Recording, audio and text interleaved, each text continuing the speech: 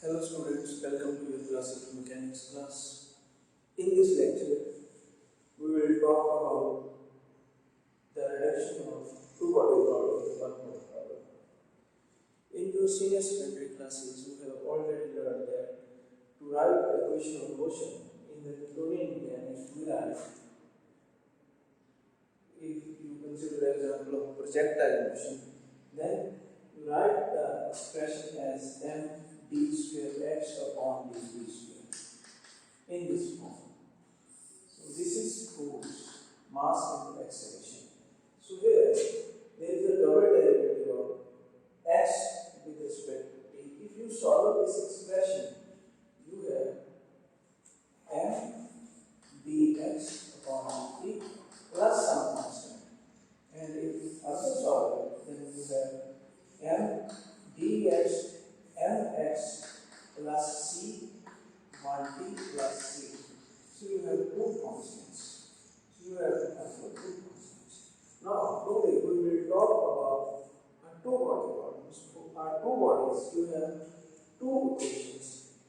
M for mass m1 d square x1 upon d square, force F1, and similarly m2 d square x2 upon d square is force on particle to F. So when you solve these two equations, you will find out four constants C1, C2 for this, similarly for this C3 and C4.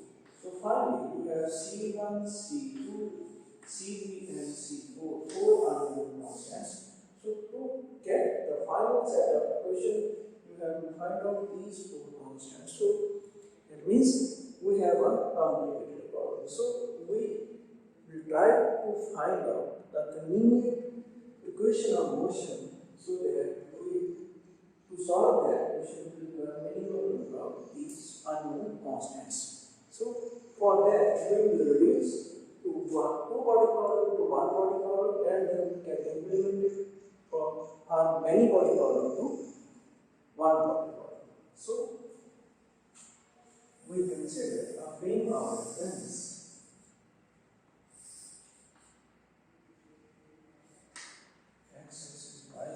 In S frame of reference, O is the origin of this frame of reference. We consider two masses located at point P and Q. Let these masses be M1 and M2, M1 and M2 at position P and Q, so that the position vector of mass M1 is R1 with respect to origin, and position vector of mass M2 is R2 with respect to origin. Now, if R is the separation between the mass M1 and M2, and R cap is the unit vector along the direction from P to Q or from M1 to M2, then the vector PQ is vector R. In this diagram, from triangular addition, OP plus PQ is equal to OK. So this OP is R1 plus PQ is R is equal to R2, that is OK. We will use this expression in derivation. Now, we know there are two masses M1 and M2. So these are the masses, so there will be a gravitational force of attraction between these two masses. So the force on mass 1 due to 2, similarly there will be gravitational force on mass 2 due to 1. So first we will consider the force on particle 1 due to 2, we will denote F21 is equal to the gravitational force G M1 M2 upon R square into R cap. R cap is the unit vector as defined in the diagram. So this is equation number 1. So this force is basically mass into acceleration. So in this case, this is force on body 1. With M1 d square R1 upon dv square is equal to G M1 M2 upon R square into R cap, let be equation number 2. Now, the force on body 2 due to 1 is F1 neutralize. So it is minus G M1 M2 upon R square into R cap. I write negative sign. This is force on 2 due to 1. Force on 2 due to 1. So this is opposite in the direction of R cap. So I write the negative sign here. Okay. Now this force F12 is M2 d square R2 upon d square is equal to minus G M1 M2 upon R square into R cap. That's the equation number 4. So it's better if I denote this F21 and F12 in the diagram. So this is F21 force on 1 due to 2. This is F12 force on 2 due to 1. Okay. So that's why I write in case of F12 I write negative sign because R cap is from P to Q and force 1 is from Q to P. So that's why I write negative sign here. Now I will release the expression 2 and 4. This is as in your case of your senior secondary classes, you find the question of motion with the help of question number 2 and 4 I discussed here. So if you solve these two equations for this system, so you have to find out the 4 unknown constants C1, C2, C3 and C4. So it is quite complicated, so we have to simplify. So to simplify, we will reduce these two expressions into a single expression. So we will reduce a two-body problem to one-body problem. So I will rewrite the question 2 as d square R1 upon d square is equal to 1 upon M1 G and 1 and 2 upon R square into R. Not cancel M1 with M1 because it makes the expression more easy when we go further in these expressions. Similarly, d square R2 upon d square, I am realizing expression 4 minus 1 upon M2 G M1 M2 upon R square into R. This is solution 6. So now we have two rearranged equations, equation 5 and 6. Now we will subtract equation 5 from 6. So we have d square R2 upon d square minus d square R1 upon d square is equal to, we will write minus G M1 M2 upon R square into R cap. Here it is 1 upon M2 and minus 1 upon M1 G M1 M2 upon R square into R. So I will rearrange it as d square upon d square R2 minus R1 is equal to minus G M1 M2 upon R square into R cap as common 1 upon M1 plus 1 upon M2. So this R2 minus R1. If we look at this expression, so if I rearrange it, it is R2 minus R1 is R vector R.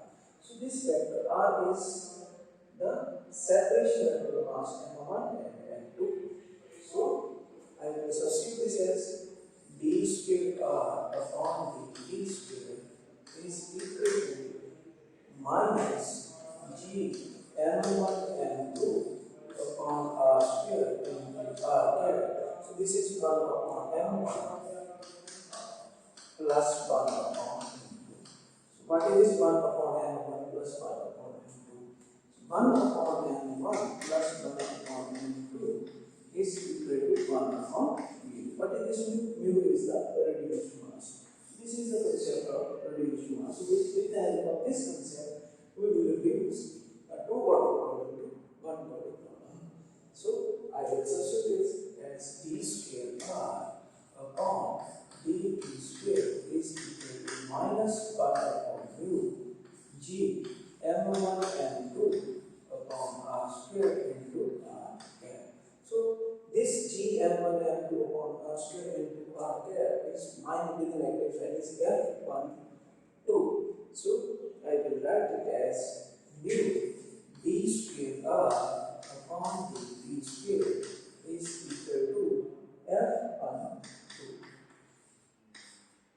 This is expression number, so let it be 7. So this is expression 8. So this expression 8 is very similar to this expression 8. It is m1, it is m2, so d square r upon d square. So this is f1. Okay. So this is like m2 d square r upon d square. Instead of this r2 where it is mu, so instead of this r2 it is r. That means this expression 8 is very similar to expression 4 if we replace m2 by mu and r2 by r. That means by studying the equation number 8 is equivalent to the study of equation of motion 2 and 4 by introducing the concept of reduced mass mu. For the motion of system of two bodies of mass m1 and m2 under the effect of force of gravitational interaction, under the effect of force of gravitational interaction between them. So that means equation 8 reduces a two-body problem to single body problem. Instead of these two equations, we have only one equation, and if we solve it, we have to find out the two unknown constants instead of finding out the four unknown constants. Okay, so this makes convenient to find out the equation of motion. Now, the important is the physical significance or the physical importance of this expression 8.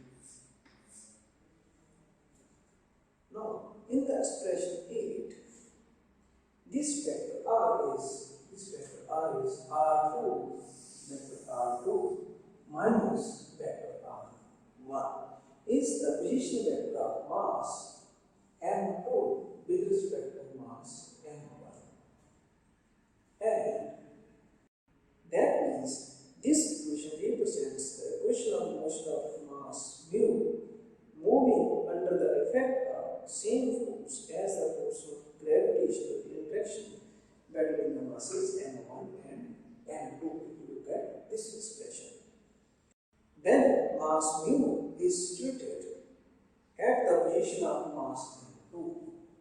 Let the mass mu is situated at the position of mass m2, and its position with respect to mass m1 is r. If I compare this expression f12, then if I change mu with m2, that means what I am saying that mass mu is situated at the position of mass m2, that means r2 is, instead of this r2 there is vector r, and instead of mass mu there is, instead of mass m2 there is mass mu. That means we are saying that the equation 8 represents the equation of motion of mass mu. Here it is the equation of motion of mass m2. So it is the equation of mass mu situated under the effect of same force as the force of gravitational attraction between mass m1 and m2, then mu is situated at the position of m2. At the position of m2, that's why this is r instead of r2. Here r is the position vector of this mass m2. Okay. So, in other words, this equation 8 represents the motion of mass mu under the effect of same force F12 when the mass mu is situated at the position of mass m2 and the origin of the coordinate frame is at the position of mass m1. But what are we doing? Now we are expressing this expression in the form of diagram.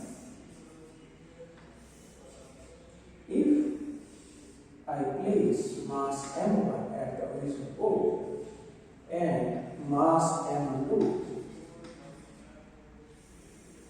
the mass position vector of mass m2 is r. Now what we are doing? We are placing this mass m1 at the origin. So vector r1 is 0. Okay. When vector r1 is 0, r2 is equal to vector r. So instead of this vector r2, it is r. Now, instead of mass m2, mass is mu. So instead of this m2, mass is mu. So reduced mass is here. So mass m1 is taken at the respo. That means we have reduced a two-body problem to equivalent one-body problem, and now the mass m1 is kept at the origin, and mass, instead of mass m2 there is mass mu, and the position vector of mu with respect to m1 is r. So this is vector r. So that r cap is from mass m1 to m2, and force is F12 and 12. So force is F12. So this is the new way to represent this expression. Now, if we consider m1 is much greater than m2, if we consider m1 is much greater than m2, in that case 1 upon m2 is equivalent to 1 upon 2. So mu is almost equal to m2. So the reduced mass of the system is now equal to m2. That is, reduced mass of the system will be practically the same as the mass of m2. What is this mass of m2? Light body, because we consider m1 is much greater than m2. So the reduced mass of the body is equivalent to the mass of the lighter body. It implies that this expression 8 represents the equation of motion of lighter body. Lighter body means of mass m2 with respect to the heavier body, that is mass m1. Now further, we suppose that the center of mass of the system of two bodies of mass m1 and m2 is located at a distance r1 from mass m1 and r2 from mass m2. As we know the concept of center of mass, so we have m1 r1 is equal to m2 r2. What are we saying? We are saying that the center of mass of this system is located at a distance r1 from mass m1 and r2 from mass m2. So the movement of the masses of the bodies about their center of mass is equal. That's why I had m1 r1 is equal to m2 r2.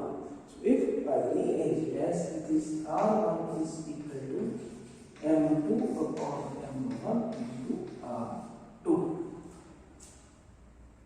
Now since m1 is much greater than m2, so r1 is approximately equal to 0. If r1 is approximately equal to 0, so m1 located at the origin, so I write and locate m1 at the origin. Now we have replaced this m2 by mu, so m2 is replaced by mu in this diagram. Okay, so now you can see the problem is like this. Finally, we have one equation. So we have simplified. We have now a convenient way to find out the equation of motion for a system of two bodies instead of this complicated equation of the 2 and 4.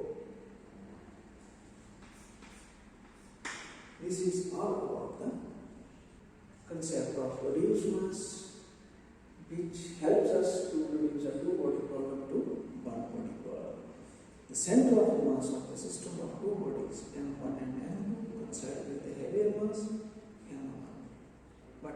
absence of the external force of the system, the center of mass moves with the constant velocity. Therefore, when mass m1 is very large as compared to mass m2, as we consider, the equation 8 will describe the motion of lighter mass m2 under the effect of force of gravitation due to heavier mass m1 on it. This result justifies in assuming that in case of our planetary motion, the planet moves under the effect of gravitational pull of the sun and sun remains at rest. So here is sun, here is earth or any other planet in our planetary system. So this is the convenient way. So we will find out how the earth or any other planet revolve around the sun and what is the area velocity, what are the Kepler's law. We will discuss further in the coming lectures. Thank you for watching.